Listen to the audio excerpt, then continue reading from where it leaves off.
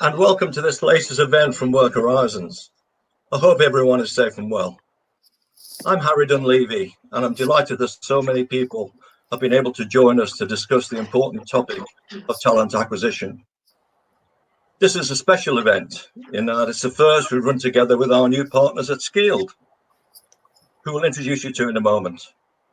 Skeeled are experts in the use of technology in talent acquisition, and I'm sure you're going to find value in what they have to say. So let's get going with introductions. Let me start with the Work Horizons team and introduce you to Jo Carr. Hi, thanks, Harry. I'm Jo Carr. I'm director of the Work Horizons consultancy practice. Hiring and talent are very much my favourite subjects in HR. I've worked in HR for longer than I'd care to admit to, and mostly around talent and hiring and talent development. So I'm really, really excited to be here today to talk through some of these issues. Nigel. Yeah, hi, my name is Nigel Betteridge. I'm a recruitment partner for Red Chilli Recruitment. I'm also an associate for Work Horizons. I've worked in recruitment for over 20 years, mainly recruiting in the engineering sector, recruited both in the UK and overseas. And yeah, looking forward to discussing areas around talent this morning. Over to you, Nicolas. Yes, hi Nigel. My name is Nicolas Speeckaert. I am the co-founder of Skeeled. I am a tech passionate, very driven by innovation in HR. What we are doing here at Skeeled is a talent acquisition, a predictive talent acquisition software, helping companies hire the best people, but also hire people that will be thriving in the job and deliver considerable value to your business. So, Antonio, can you introduce yourself? Yeah, of course. Hello, everyone. Very pleased to be here around this panel to discuss talent acquisition. I myself, I'm also a great enthusiast of talent acquisition. I've been studying psychology and HR for basically all my life right now. So yeah, I'm really excited to be part of this. Back to you, Harry. Thanks, guys. And we'll look forward to hearing more from you very shortly. So let's turn to the main event. As I said before, we're focusing on hiring today. For many organizations, there's going to be the need to pick up the pace to refresh and renew their talent to support their post-pandemic business model. How to do this effectively, efficiently, and at an acceptable cost is going to be a key challenge. So we brought together this panel of experts to share their experience and how this can be done. Let me go back to Jo to kick this off. Thanks, Harry. Before we get into it, I just want to have a look. We have a poll that is open, which I just wanted to flag up to people, which will be open throughout the conversation. But so far, I'm just interested to see. The question we're asking is, do you believe your current talent base is sufficient to face the challenges ahead? And we've gone from ranges saying, yeah, we're totally confident we've got what we need, right the way through to we are a long way away from sufficient. At the moment, the majority of people are saying we've got some work to do, but we're not far away from complete. So I think that's really useful to just bear that in mind as we go through this process. And I can see that's now starting to change as people fill it out, but we'll come back to that later on. So hopefully today we'll be covering some of the things that are keeping everyone awake at night with regards to recruitment.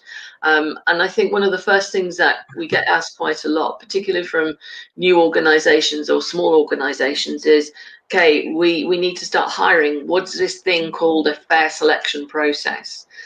And that's one of the bedrock piece of work that you need to do throughout your process.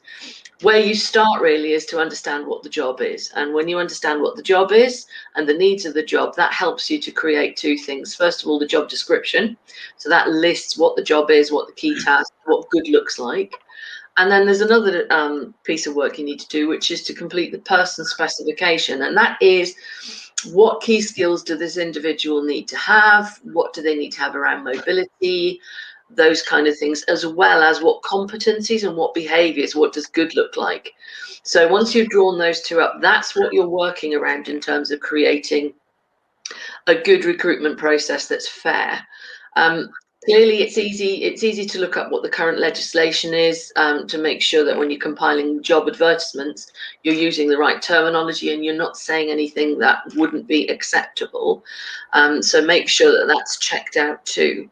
So you've advertised. It's always a good idea in the selection process to have a couple of people interviewing.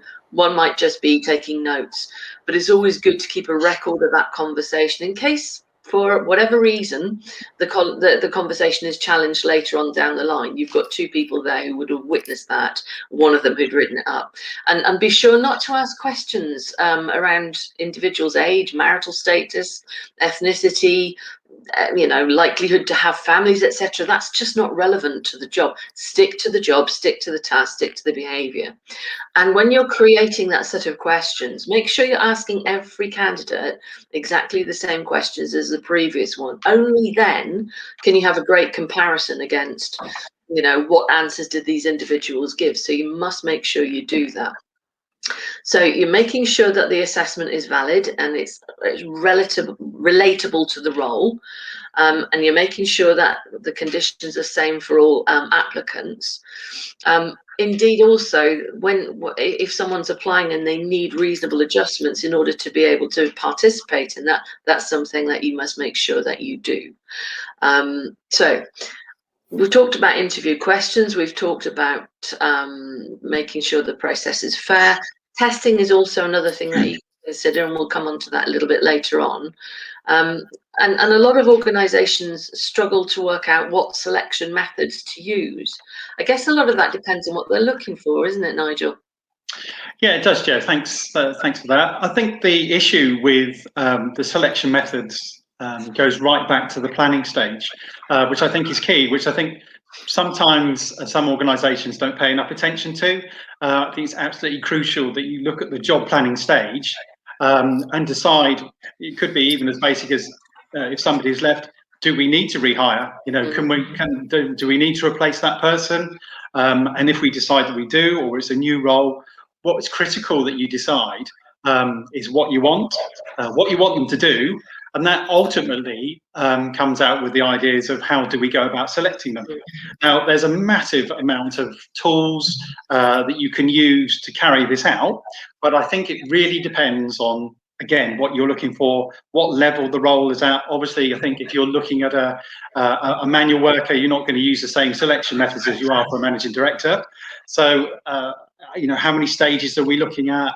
But normally, we would use initial sifting criteria to produce a shortlist for initial interviews. So interviews is probably the most common tool that people are going to use and organisations will use. Now, interviews can either be competency-based, or they can be experience-based, individual or panel-based. It really depends on the level of the role. One thing in particular, which I know a lot of people will sympathise with, working with clients, interviews are only effective as the interviewer. Right. Now, there are a vast number of organisations that tend to just choose someone to do the interviewing, maybe haven't had a lot of skills or training in this area, which I think is crucial, because that is usually the key tool that is used to select this person. So I think that's a key area to look at. Whether there's one stage or two stage, again, depends on the role. We can also use psychometric and personality tests, which can be used to identify specific behaviours. I've had clients use bespoke activities, in-tray exercises. I'm sure many of you run assessment centres, but again, it goes right back to the planning stage. You need to be specific about what you're looking for.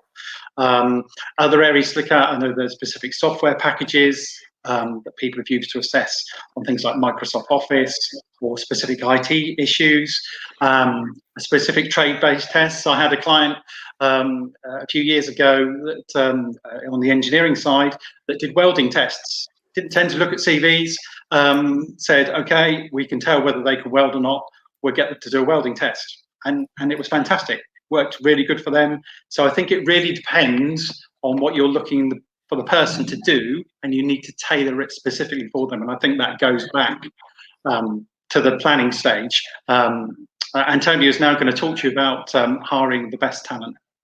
Yes, thank you, Nigel. Indeed, recruitment teams should do their best to hire the best talent.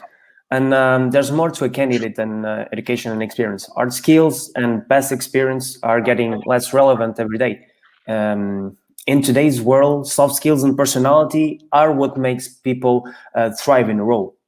So AI-based predictive hiring allows companies to identify which traits are predictive of performance in the job and match the profile of candidates against that predictive model.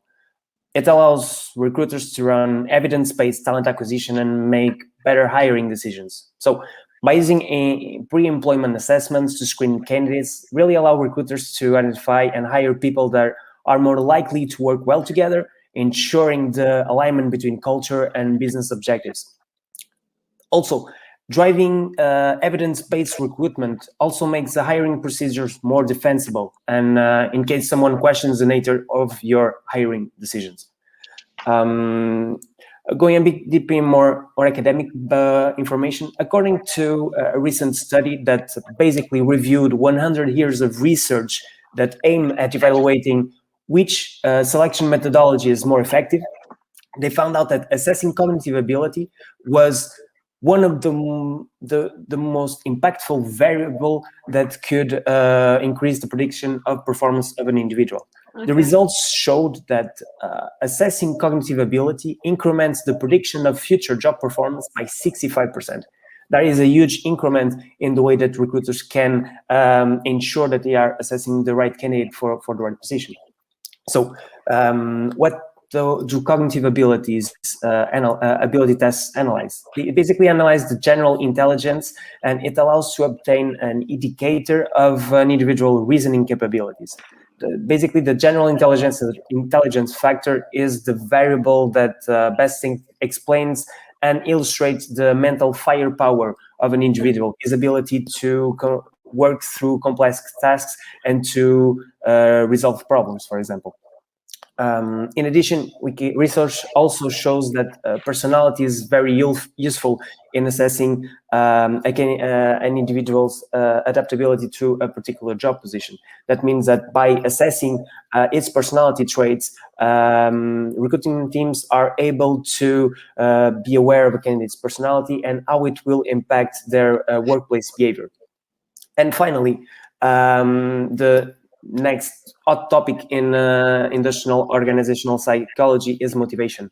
What drives the person to engage in an action?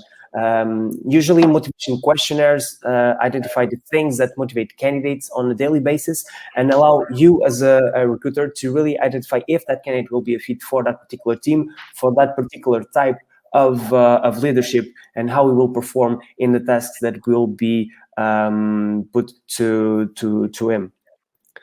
So the combination of these variables is also very interesting. The study showed that the combination between cognitive ability and personality had an increment of 78% in the prediction of performance, while the cognitive ability of the combination of cognitive ability and motivation of 71%. So we can really see that the research showed that going deep into analyzing this kind of variables and dimensions of an individual psychology variables will really help recruiters to make the right decision for the right candidate and hire the best talent for their company. So ideally, recruiting teams should be engaged with their candidates also. And providing a great candidate experience while assessing the candidate is really key to make the selection process very attractive to their candidates. So in your opinion, how can assessments help to improve the candidate experience, Nicolas? We can't hear you, Nicolas. Yes, you're muted. While we're waiting for Nicolas to come back on, just go back over that point that you were just talking about, Antonio. Yeah. This really is, when you're talking about the predictability, you're talking about trying to get something into a process that actually is going to be really effective in delivering the right kind of individual. So that's really the point that you're trying to make, isn't it? It's the right elements. Yes, the idea is really to go back and try to translate something that into numbers, Sometimes when we are assessing a candidate in front of us, it's really based on intuition, not really based on data. And this research really contemplated. It was a meta-analysis done by Schmidt in 2016. They analyzed 100 years of articles, scientific articles, that in the end showed which methodology is best and which one will predict the best performance for a particular position.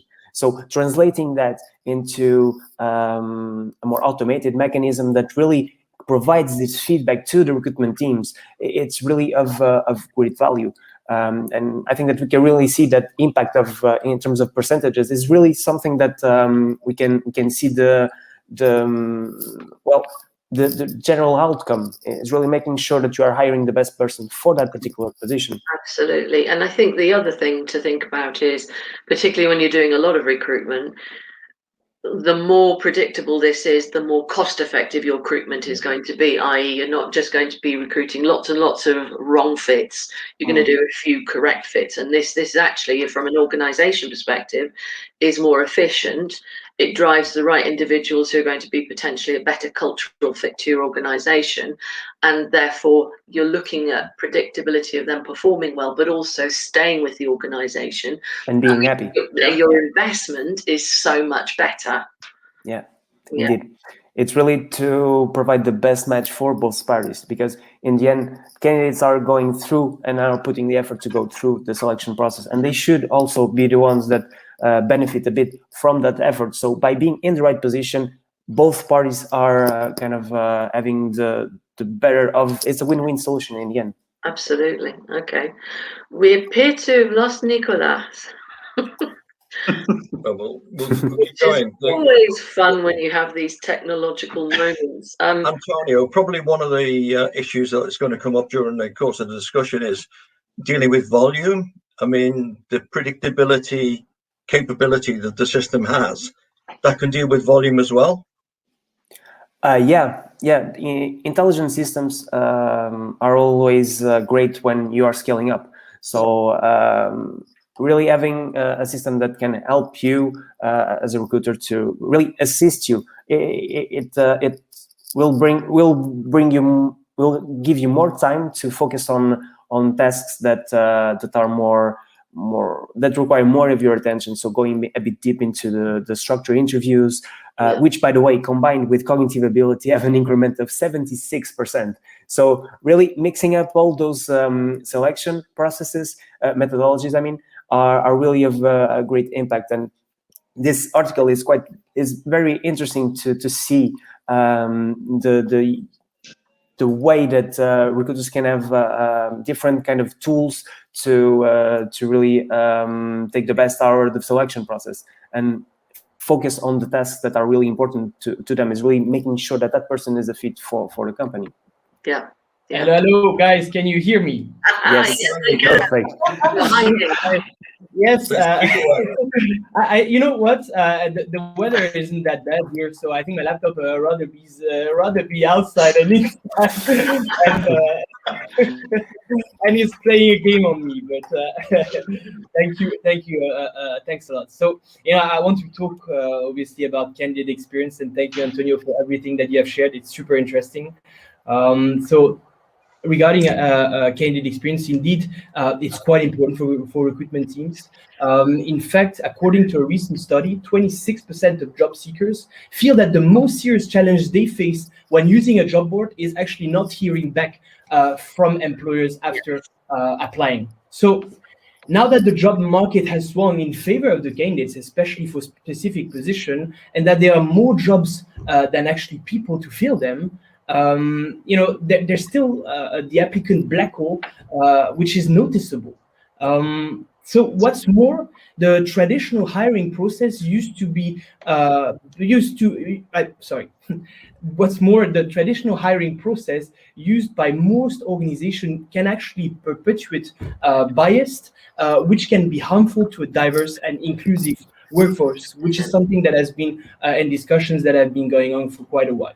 So what I'm going to talk about is gamification. And so gamification can really present itself as the solution for hiring worries by being effective, engaging, quick, and of course, fun, which is everything that we want. So as an innovative strategy to attract and engage modern job seekers, gamification can really mitigate a great deal of hiring issues, allowing employers to present their potential candidates in a captivating way, to interact with the company even before getting their foot in the door. An interesting study has been done, and actually 78% of respondents in that survey carried out by Talent LMS said that gamification in the recruiting process would make a company more desirable. So as you can see, gamification really enables a candidate to have fun and connect to a company in an authentic way, while also facilitating the employer to discover the cream of the crop. So CVs or one-page summaries fail to predict job performance. I think we mostly know that now, and as they don't fully capture what the candidate has to offer. So what is interesting is while the younger candidate might actually fail because they will have a lack of in-depth in their resume, the older candidates may actually suffer due to the irrelevant past work experience. Okay. So similarly, gender bias may prevent women, for example, from getting hired and making a career advancement. But in a gamified world, however, every applicant gets the equal chances of success, regardless of their race, gender, age, educational background, and more. So, as you can see, by bringing gamification into the recruitment process, employers can evaluate candidates on their ability rather than evaluate them on their resume.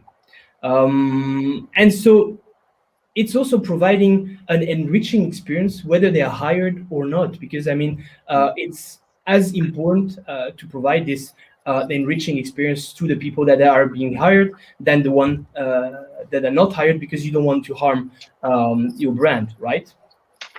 So what I would like to say, to wrap up, no matter what stage they are at in the recruitment process, all the candidates have access to a tailored content that will help them improve and grow. And obviously, if you're doing something, you want to receive something in return, and this is what gamification can provide. So gamification is not only a way to attract candidates, but it's also a key aspect to take into consideration within the recruitment teams. So, Jo, how would a relatively new or small business start to develop an employer brand that resonates? Oh, that's a great question. And we want to look at this from a smaller organization's perspective, because large organizations tend to have recruiting teams and even have the luxury sometimes of someone who focuses on employer branding. And if they don't have someone within the organization, they'll be working with an agency, which helps them tailor the work they need to do. So let's talk about what the hell is this thing called employer branding. It seems to be some kind of dark art, and all it is you trying to get your message from your organization to your target audience that says, this is who we are and this is what we stand for. And that is going to be so effective to get the right people who are going to be attracted to that kind of culture or those values. And it doesn't need necessarily for you to have to spend thousands of pounds with branding agencies if you're a small organization. Excuse me. It's often the best place to start is to get a small group of your best performing employees. Note I say best performing, not necessarily your favorite, but your best performing, and ask them, what is it about us that brought you here? And what is it that keeps you here? And actually, the answers you get will be quite useful and might even surprise you. So what are the things that brought them into the organization? And what is it that keeps them coming back day after day, week after week?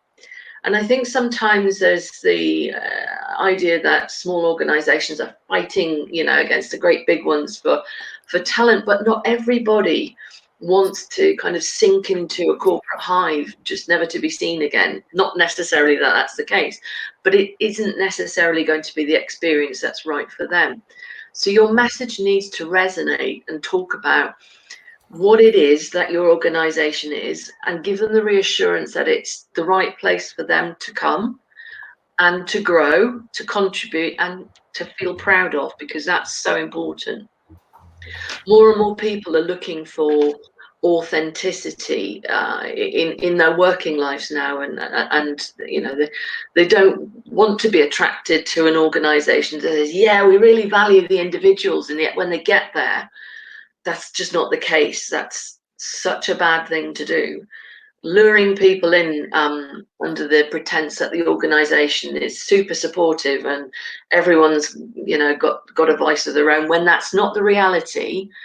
It's not only potentially psychologically damaging to individuals, because then that person is going to have to adapt their personality just to fit in, and over a period of time, that actually can be quite damaging to people. That then leads to, you know, you're talking about stress and poor mental health as a result from that. So that aside is a bad enough reason to not bring in people, but it also, from pure mathematics perspective, it's a really expensive mistake to make, because you're going to keep going and bringing in people under false pretenses. They're going to realize that that's not the case, and they're going to be going. So you're going to be continually hiring the wrong fit. So it's much better to be real and transparent about what it really is to work at your organization. And yes, things might be hard, and yes, you might be looking at a steep climb, but there are people who love that. That's the message that you really want to get out there. So that's a bit about employer branding, and not necessarily looking at it as some kind of magic that only big organizations can afford to do really, really well. Everyone can do a good job of it. It's about being authentic and clear. One of the other things we're going to move on to is to talk about volume recruitment, and this is where Skeeled really, you know, I think we've got some real cool work that we can talk about with Skeeled. But again, talking from a small organization perspective, suddenly having to deal with volumes of recruitment, I think it's good to think about what needs to happen in order for that to be a really good experience, first of all. And often I think my advice would be to take it as a project. So what do you need? When do you need them by? Have you got everything you need in place? Who is doing what? What are the roles and responsibilities? What are the communication points? And just mapping that all out so you're absolutely clear on what you're working towards. Otherwise, it's going to feel a bit chaotic. And actually, as we're hearing, we're getting organizations who are getting hundreds and hundreds of applicants for roles. And whilst that's yay, it can also be boo, because that means you've got a lot of people that you're going to have to screen. And therefore, if you're organized and you've got the right people in place to do that, who's managing the advertising? Who's managing the first screening? Who's managing the first interviews? Who's managing any assessment or development centers that you may be doing? Who's managing the communications back to the candidates? Who's keeping the hiring managers briefed? All of that sort of stuff. Be really, really clear about who's doing that. And if you don't have an applicant tracking system, then yes, you are probably going to have a spreadsheet that is in some central access point that everyone can see, and you can see what's going on at every stage of the process.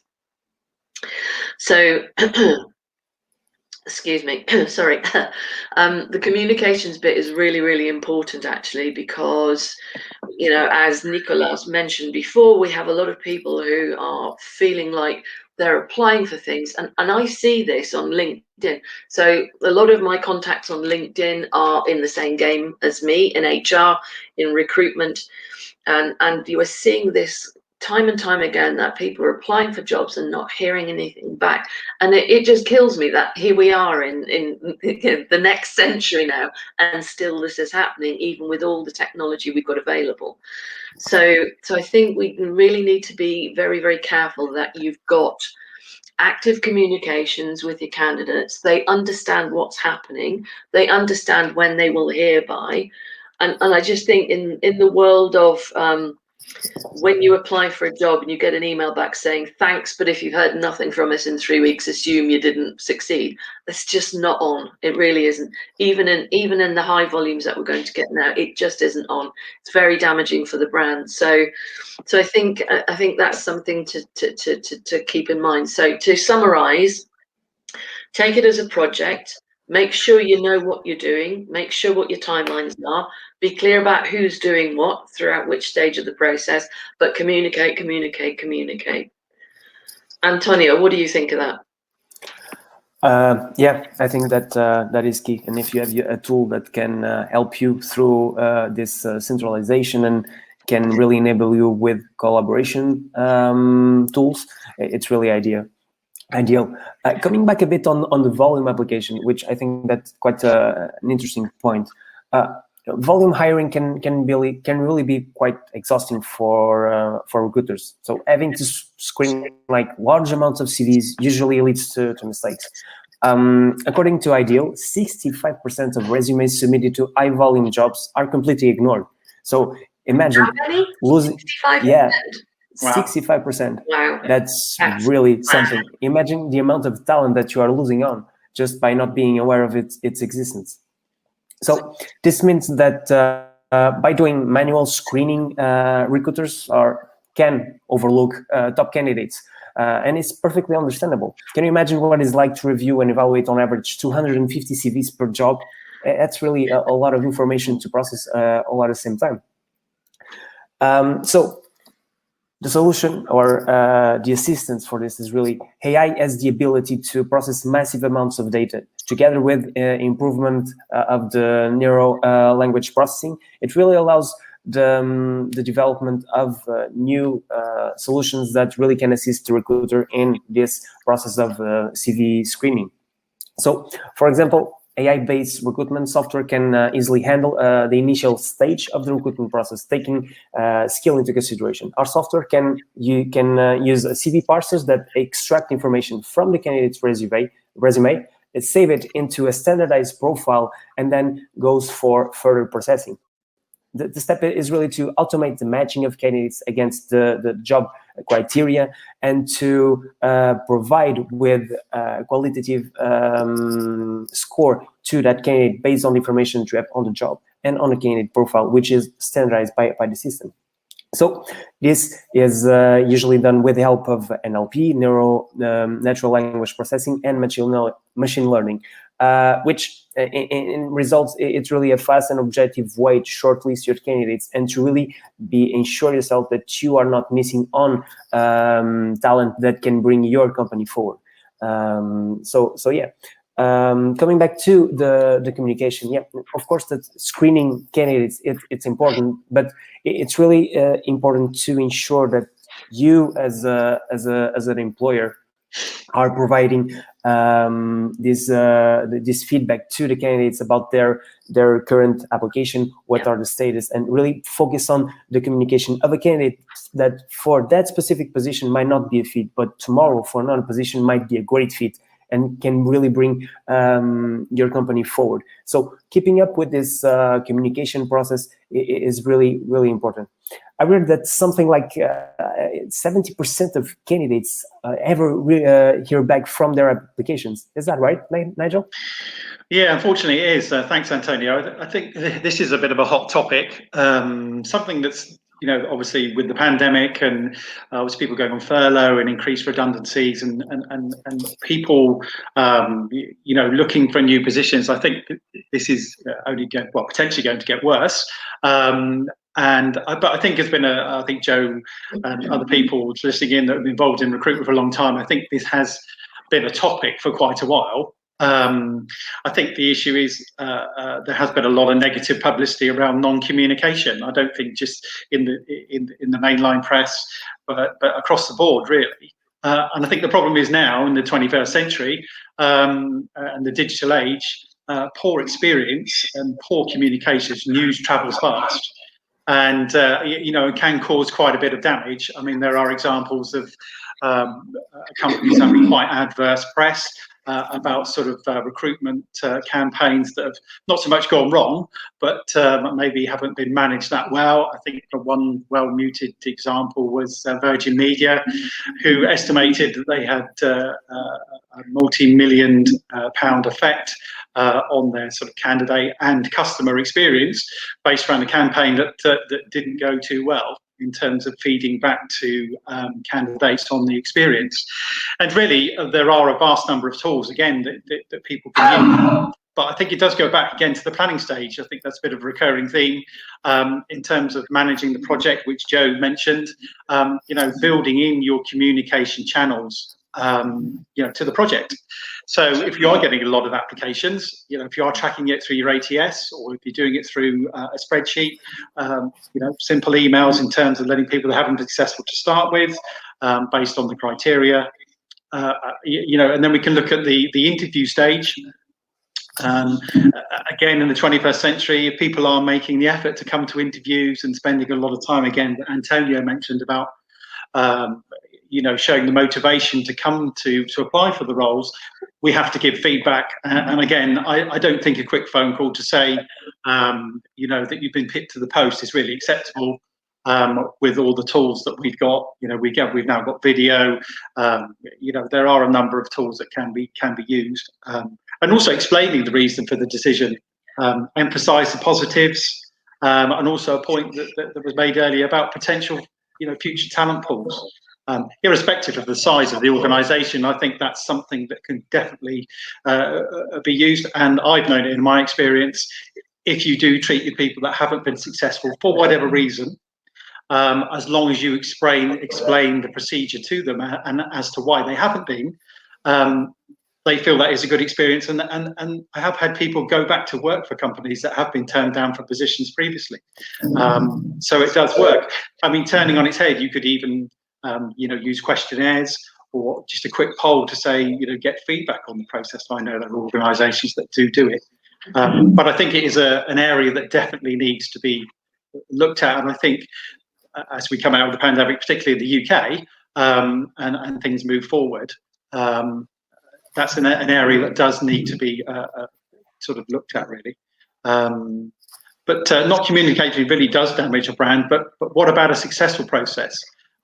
If someone is offered a role, what do we need to think about in terms of virtual onboarding? What do you think, Jo?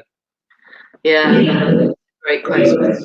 So you put all this effort into building a really great recruiting process. It was fair, it was transparent, it was communicative, it was done with compassion. And as a hiring manager, you get to the end of it and you've got some really valuable insights on that new hire. You know what their strengths are, you know what their development areas are going to be. So why would you then ruin it by not thinking through creating a really good onboarding experience? So from the point at which they accept your offer into the first few weeks and months of their time with you in the organization, a successful onboarding experience gives a new hire the right information. It gives them a great welcome. And I've seen so many examples, again, on LinkedIn, where people have got jobs, taken photographs. I've been sent this amazing care package with a sample of the product and a notebook and a pen and a this and a that. And wow, what a great welcome. And that's fab. Do that by all means if your budget permits. But that can be really quickly forgotten when the actual real interaction and real human side of things comes into play. You need to provide them a guide on their way throughout their first few days and weeks and months. You have to, it's a great opportunity to connect them with everyone they need to be connected with in order to do a great job. It also should reinforce those culture messages that we were talking about earlier on. This is what it's like to be here. So it should feel exactly the same. Because if it doesn't, this is where you get some real frustration. You'll be speaking to somebody and they're new hire, you say, how are you getting on? And they'll be like, well, you remember when you interviewed me, you told me that this is a really cool technology place and everything was state of the art. Well, it doesn't feel like that because I've just had to fill in 7 forms just to get a single sign-on. And like, what the hell's that all about? Or you know, you went at great pains to tell me that this is a really sociable organization. Well, how is it that no one's reached out and made time to have a virtual coffee with me? I've seen the names of my colleagues, but none of them have got in touch. Or even, hey, you told me that the head of the function was like really into talent and they're really cool on that one. Then how come they haven't bothered getting in touch and making time with me to understand who I am and what I'm going to bring to this? And I know some people listening to me saying that will be thinking, damn it, just make it happen for yourself. Well, yeah, fine, you could think that, but not everyone is hired for their outgoing personality or their, ability to be an extrovert. It's not necessarily why that's the case. So just do the thinking for them. Good onboarding takes the guesswork out of everything for that new hire. And if it's a long time for them to feel settled and feel connected, then they're not going to be productive. And guess what? That's going to be an organization cost, because they're not going to be up to speed, selling as much, designing as much, or supporting as much as you've hired them to do. So you really need to look at what your old onboarding in-person process was and understand where those little gaps are, where the human bit needs to be added in. So don't forget those first few days, weeks, sometimes months for some people are really hard because you don't know what you don't know, and you really need someone to step in and help you out. And as a result of that, that's probably when you're at your most vulnerable within the organization. When someone's feeling vulnerable, what do? They start feeling disconnected. They start thinking, hang on, this person, this opportunity isn't what I was thinking of. And guess what? Even in the market as it is at the moment, good people are actively being sought out. And it's highly likely that individual may have turned down another offer to come and join you. Well, that offer could still be on the table. So why would you let your new hire down during onboarding and allow them to feel vulnerable enough to look at potentially going to another organization? It's such a shame after you've put all that thinking and effort into it, and it ends up being very expensive when organizations get it wrong. So we have looked at the A to Z of hiring and a few things that have been keeping people awake at night. And we've looked at it from a small organization, large organization perspective, also from the human side to the machine side. Hopefully we've touched on some things that are going to be useful for people watching and listening in today. Harry, have we had any questions come in while we've been? Yeah, we have indeed. But before we just turn to those, just make sure we lost Nico for a few minutes. So just make sure there's nothing else Nico would like to add to what we've been talking about. Yeah, apologies. I have had some technical issues. I heard part of of the webinar, but nothing to add. I think Jo said it all. I mean, we have covered most of the recruitment process. What we are sure is, in terms of economic influence, I mean, recruitment is the #1 economic influence of all HR function, and onboarding is the second one. So, by just understanding and improving on those two aspects of HR, I mean, it can have a massive impact on your organization. There's a very interesting study that has been done by the BCG on it. The study is not too new. It has been done in 2012, but it really shows how much recruitment and how much onboarding can add value to a business if it's done correctly. So we should definitely share the study because it's very insightful. So thank you for sharing this too. That was good. Yeah, so turning to the questions, thanks guys for all of that contribution. As you say, we hope you found that useful. We have had some questions in. We've also had a response to the poll, so we'll turn to those next. One of the first questions really relates to António was talking about managing volume applications. And I think realistically, most of us are going to see lots of applications for the jobs that there are around. But this issue of scarce skills is going to be still with us. we've all been in situations, I'm sure, we've been trying to find the best digital skills, the best engineering skills, the best IT skills, whatever it may be, where there is a shortage in the market. So how can we use this technology and these processes to get a better result in hiring those people? What are your thoughts, Jo? So the easy answer is, if you, for example, an organisation, as we've seen lots of in the last 12 months because of the pandemic, having to shift their model to be able to service their customer base in a different way. So previously they may have been shop-based and they've had to go digital.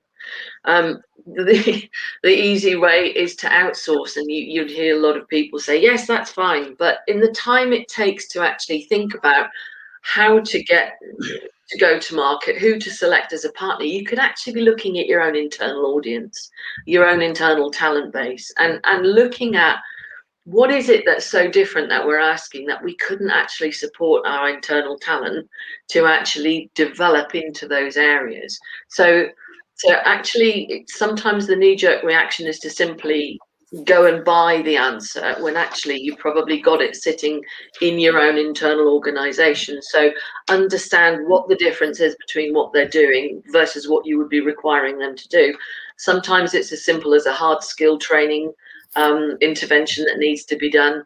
Sometimes you look at it and actually, so for example, an organization I was working with last year had a huge, they had to make sure that everyone was able to work remotely very, very rapidly. And that meant a huge increase in calls to their IT customer service phone. So they're actually able to deploy people from the other customer service part of the organization to the first line support call, because all they then needed to do was to understand what kind of issue it was. They were able to use, look up to see what some easy answers were, and that was very easy for them to do. So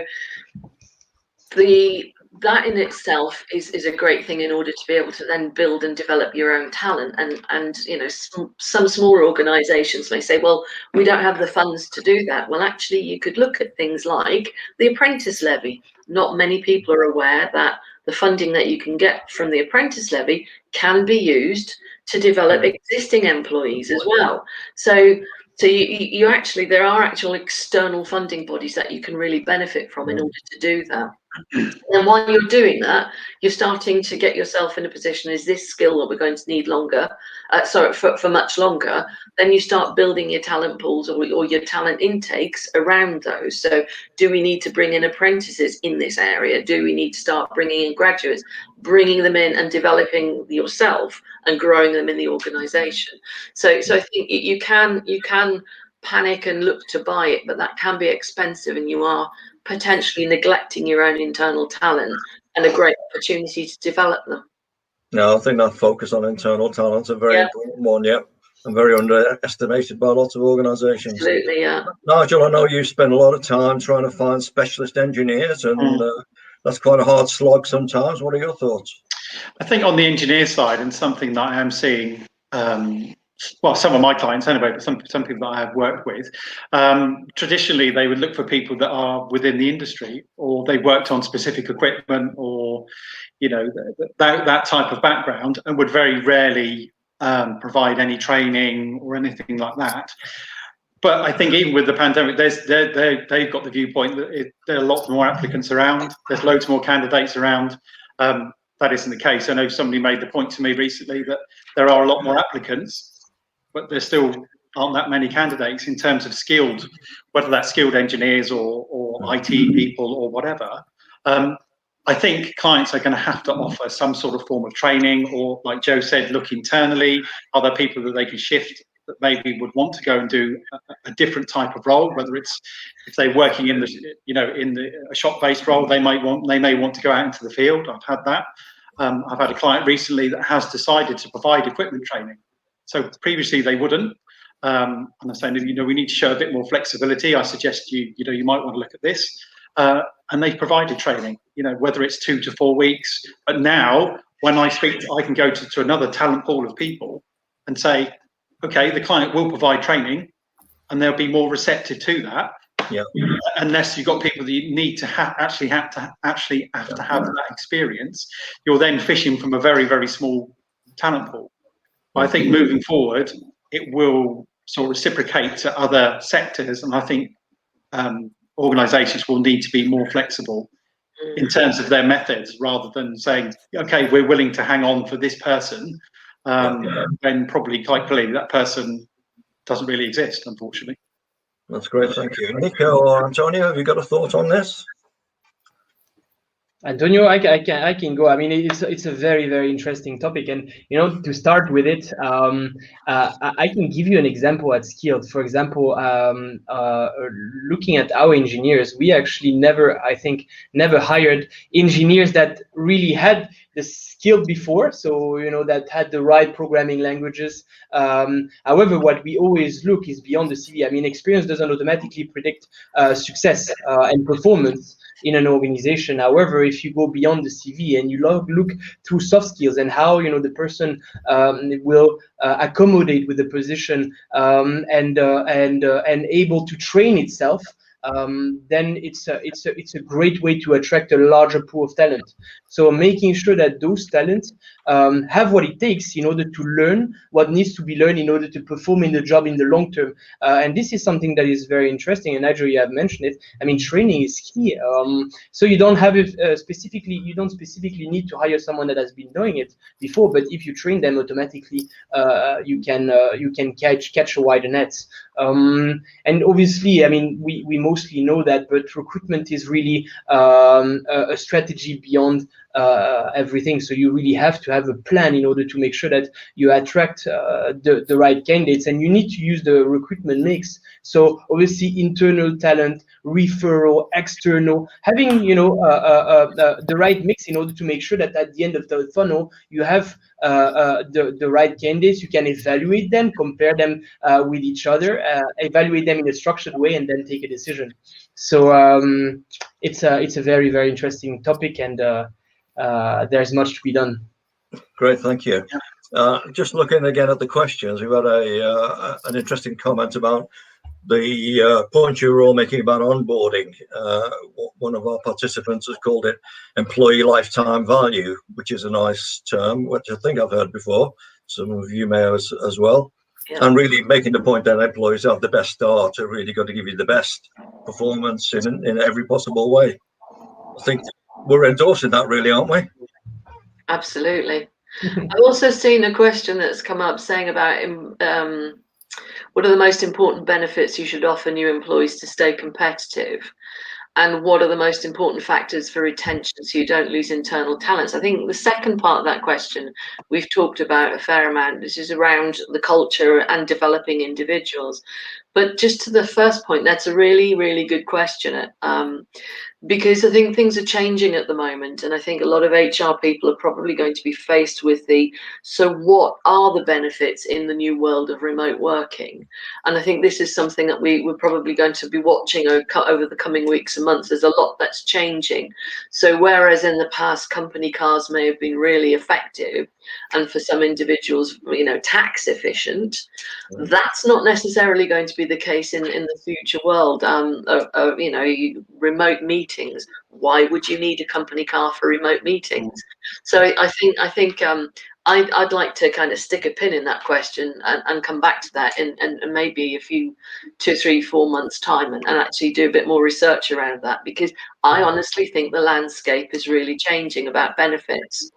Specifically, some big organizations that have private health and also employee assistance programs will really hopefully have had the benefit of those throughout the pandemic, where individuals and their families have been able to access those to support them through the hard times of lockdown, where you've had families all together under the same roof, various different ages, all clamoring for the broadband in the house to try and keep doing their job, learning, whatever it is that they're doing. I think those things are actually going to be real big features for the future. I don't know if anyone else has got any thoughts on that. I think the benefit side of things for employees moving forward, I think the landscape is definitely going to shift, or has shifted, like Jo said about working from home. It's interesting because you look at LinkedIn and you see comments and people put things like a stakeholder pension or 20 days holiday is not a benefit. And I think that's probably right. I think moving forward, I think what the pandemic has done is refocused people working from home, but also what is a benefit. And I think with the war for talent, and people will be looking at organisations in terms of what they're offering.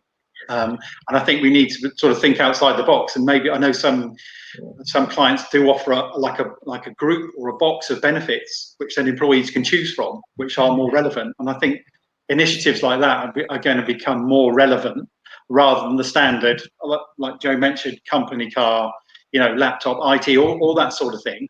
I think companies are going to have to be a bit more innovative and take people's sort of circumstances into mind about how they're going to work, in the 21st century, because I think a lot of companies are still very much stuck in maybe what was acceptable 20 years ago, which probably is not going to attract the right sort of people now. Yeah, very true. Yeah, let's move on because time's going to be against us, I think. But let's squeeze another question, and particularly for Skeeled. We've had a point around things like predictive analytics and some of the selection process. How effective can that be, do you think, for more senior roles?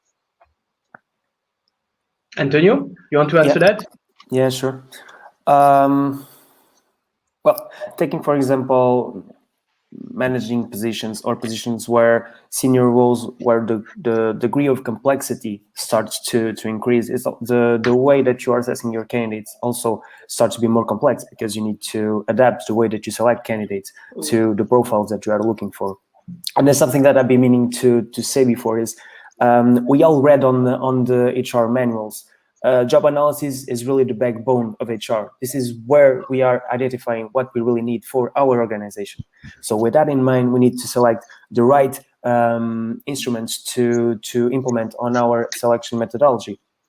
And as we move forward in complexity, what the research has shown is that the cognitive ability also increases its predictive power as the complexity increases as well. So here, the central idea is that the research has fundamentally shown us that going for the brain firepower, really going for the cognitive ability and mix it up with other additional selection methodologies can really bring your predictivity even more further. And as the complexity increases, so does this process.